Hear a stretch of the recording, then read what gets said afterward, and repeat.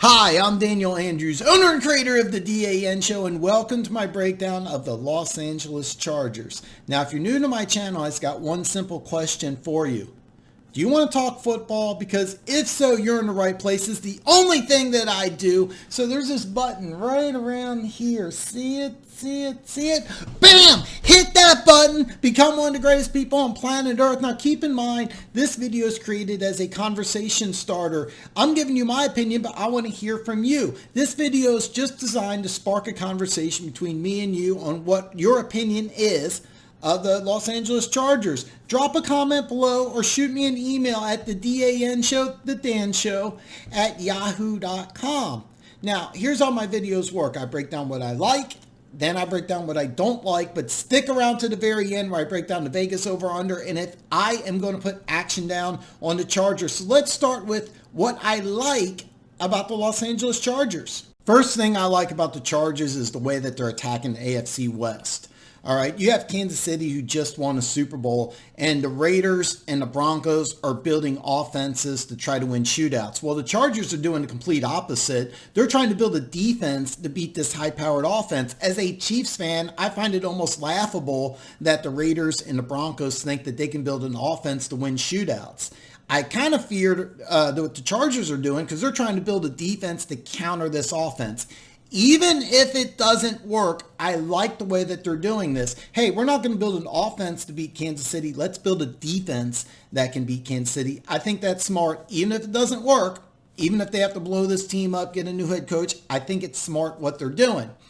Second thing I like, and this kind of goes hand in hand, is that they have the best defense in the AFC West. I like what they did in free agency. They got Chris Harris from Denver, Joseph Linval from Minnesota, and then you also have first rounder Kenneth Murray. Keep in mind, I think you have the best pass rush in the AFC. You got Bosa and Ingram, so adding Linval on that defensive line I think is huge. No disrespect to Denver and Von Miller. Von Miller's the best defensive player in the AFC West. I think the best defense in pass rush is in LA. So I love the fact that they are attacking Kansas City with a good defense, and I think they have the best defense in the AFC West.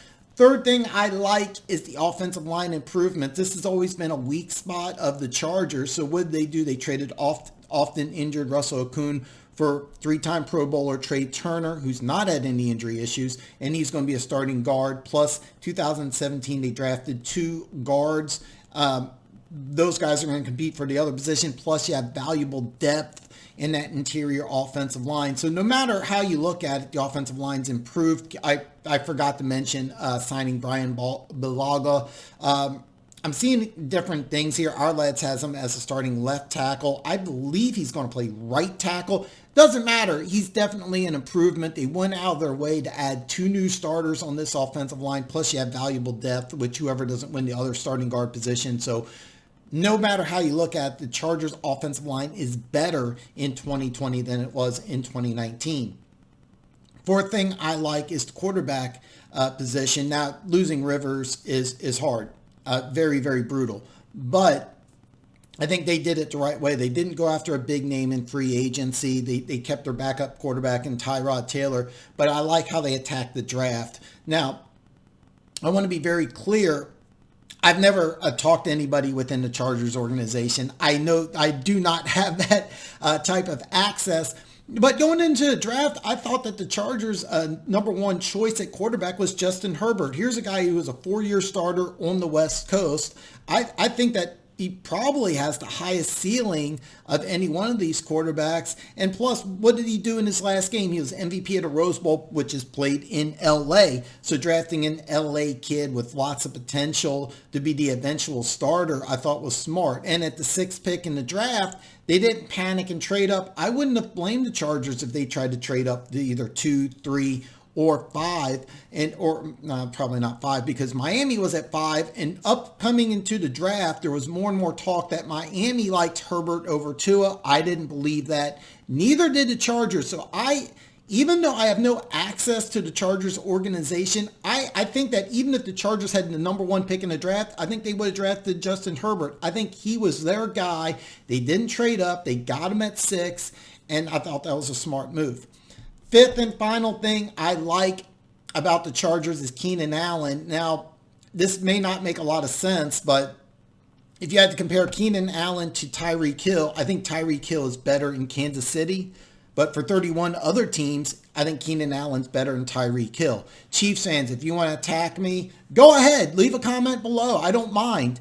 But Keenan Allen is really good. I think he's a top 10 wide receiver, maybe a top 5. If you're a Chargers fan, you're going, duh. But if you're outside the AFC West or you're a fan base of, let's just say, my Chiefs, you probably aren't sure of how good however good you think Keenan Allen is, he's actually better. I think he'll have a big year even without Rivers. He's a really, really good wide receiver, vastly underrated. Like I said, for 31 other teams, he's better than Tyreek Hill. I think Tyreek Hill and Mahomes work better because of that deep speed and massive arm talent, but that's kind of going into too much detail. Let's recap what I like about the Chargers. I like the AFC West plan, defense over offense, attack Kansas City's great offense with a good defense, not trying to build an offense to win shootouts. They have, the best defense in the AFC West. And of course, that's debatable. If you're a Broncos fan, you want to argue this with me, I'd hear you. Let's talk. Third thing I like is the offensive line improvements. The next thing is I like how they're transitioning away from Hall of Fame quarterback Phillip Rivers to Justin Herbert. They didn't trade up in the draft. Plus, they're going to have Tyrod Taylor. I think the immediate plan is Taylor starts, Herbert sits. I think that's smart, but we'll wait and see how that happens. And fifth and final thing is Keenan Allen.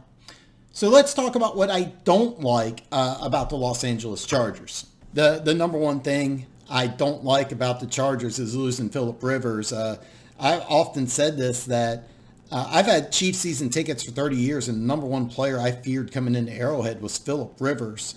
This is a guy I think is really underappreciated and undervalued. This is a future Hall of Fame quarterback, and everybody said the same thing. Everybody said his play went down, arm isn't the same. Well, he had 4,615 yards and 23 touchdowns, completed 69% of his passes.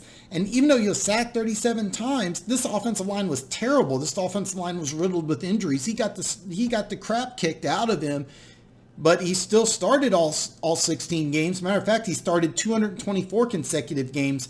If I'm doing my math right, he started every single game for the last 14 years. Do you know how rare that is? You think, I got Patrick Mahomes. He's the best quarterback in football. He didn't start 16 games last year. It's really rare to have a guy who's going to start that many games. It's really rare to have a Hall of Fame caliber quarterback, and you lose both. You lose a leader, a great player, and a guy who started every single game for like the last 14 years. You lose all of those things. So losing Rivers is huge, Chargers fans, whether you want to admit it or not, whether you want to say his play degraded or not. Let's say that he had a bad year, 4,615 yards, 69% completion percentage.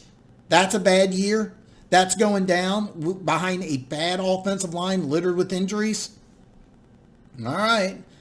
Second thing I don't like is running back position. Bottom line, the way that the Chargers draft would have went is that they could have drafted Jonathan Taylor, running back of Wisconsin. Didn't exactly replace Melvin Gordon. I think there's 2 years difference between them, but I actually liked Taylor more than I liked Gordon. I loved Melvin Gordon coming out of Wisconsin. I like Taylor more. And this could have been your day one starter at running back. And when I break down the Colts, I'll talk some more about them, but that's next week. Austin Eckler signed a big contract, but he's really a receiver. He's not a running back. He's quote-unquote running back, but 132 carries and 92 receptions. Is this your running back, a guy who had less than 10 carries a game? That's your solution? Because if you're going to have him carry the ball, he's not going to have 92 receptions, and you needed him in the passing game. So if that's your bell cow, I think you're really taking things away from what he does best. 4-minute offense. You're up by 5 or up by 3. You got the ball, 4 minutes left to go in the game. Who's your bell cow back? Is it Eckler, who's a better receiver? I do like Joshua Kelly, the 4th-round pick out of UCLA, but is that your starter day one? Is that your answer? Here's the deal. You could have drafted a running back. You could have got one in free agency. You did neither. Bottom line, you're trying to win the ball by running the ball, and you don't have a running back. Big mistake this offseason from the Chargers. The third thing I don't like is a bigger mistake is who's your starting left tackle. Is it Brian Balaga, who played on the right side? Our lads has him as a starting left tackle, but he was a right tackle in Green Bay. So now that he's 31 and past his prime, you're going to move him on the blind side. Now, I want to be very clear. I think the offensive line as a whole is better.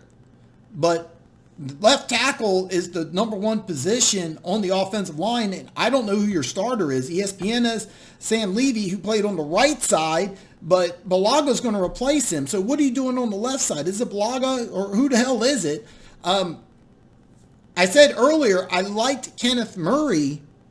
I like building up your defense, but you're sacrificing both running back and left tackle. You could have got a left tackle. You could have got a running back. Instead, you traded up. When they traded up, I thought it was left tackle, but you got Kenneth Murray. Is Kenneth Murray going to be a good player? He better be, because they need a left tackle and running back. You could have got either of those players. Final thing I don't like about the Chargers, you're in the wrong division. You got the Chiefs, who won the Super Bowl. They're clearly better. Then you got Denver and Vegas. It's still weird calling the Raiders Vegas Raiders, but I'll get used to it eventually. The Los Angeles Chargers still weird for me, but the Raiders and Broncos were 7-win teams, and I think both of those teams got better. I'm not sure about the Chargers, who are a 5-win team.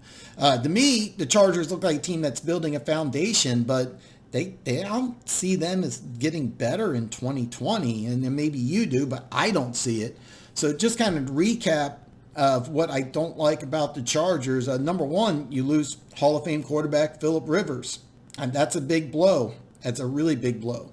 Number two, who's your starting running back? You got Eckler, great. He's really more of a receiver. So starting left tackle, who the hell is it? And then finally, you're just in the wrong division. The AFC West is loaded, and I don't see any way the Chargers finish in any other position except the cellar. So what I say, stick around to the very end, and I would break down the Vegas over-under on the Los Angeles Chargers. And the over-under is 8, and I kind of gave you a spoiler to this already, because I think the Chargers are the worst team in the AFC West. And I think that's a no-brainer. I think that Vegas really whiffed here at 8. I would have put it at 7, maybe even 6.5. But ultimately, they're looking at moving into a new stadium. The defense is solid, and I'm kind of an old school guy, but defense does win championships. Even though Chiefs won with a high-powered offense. Both over and unders at -110, which means that you have to wager $110 to win 100. This is a team I am going to put action on. I am taking the under.